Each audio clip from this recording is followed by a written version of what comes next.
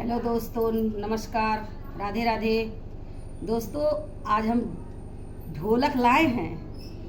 एक तिलक गीत आपको हम दे रहे हैं। अच्छा लगेगा तो लाइक और सब्सक्राइब दोनों कीजिएगा। देखिए इस सुंदर से तिलक गीत को। ढोलक तो बजानी नहीं आती है, लेकिन ट्राई मार रहे हैं आप लोगों तक पहुंचाने के लिए। अगर अच्छा लगे तो लाइक सब्सक्राइब दोनों कीजिएगा। ठीक है, चालू, रेडी। साज के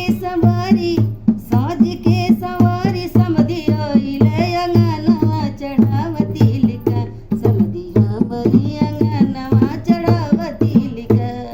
साज के सवारी समधी आइले अंगनवा चढ़ावती लिखा, समधी हमरी चौकवा चढ़ावती लिखा, समधी हमरी चौकवा चढ़ावती लिखा।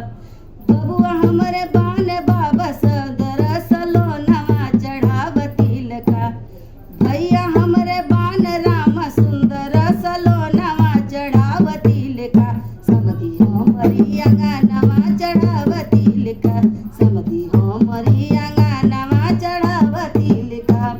थरिया चढ़ावा समधी थरवा चढ़ावा, थरिया चढ़ावा समधी थरवा चढ़ावा। बटुली की सांगवा बटुलवा चढ़ावा, बटुली की सांगवा बटुलवा चढ़ावा। बरतन के सेट हो निकाला हो समानवा चढ़ावती लिखा, समधी हमरी चौकवा चढ़ावती लिखा। सज के सवारी समधी आइला अंगनवा चढ़ावती लिखा, समधी हमरी चौकवा चढ़ावती लिखा, समधी हमरी चौकवा चढ़ावती लिखा। सूटवा चढ़ावा समधी टोइया चढ़ावा, मलवा के संग में मिठोइया चढ़ावा। सूटवा चढ़ावा समधी टोइया चढ़ावा, मलवा के संगवा सोजीकवा चढ़ावा। सिकड़ी अंगूठी हो निकाला हो समानवा चढ़ावती लिखा, सरऊ हमरी अंगनवा चढ़ावती लिखा। सज के सवारी सरऊ आइला अंगनवा चढ़ावती लिखा, सज के सवारी सरऊ आइला अंगनवा चढ़ावती लिखा। सरऊ हमरी चौकवा चढ़ावती लिखा, सरऊ हमरी चौकवा चढ़ावती लिखा। फूलरा चढ़ावा सरऊ फिरिजा चढ़ावा, फिरिजा के संग में हो फिरिजा चढ़ावा।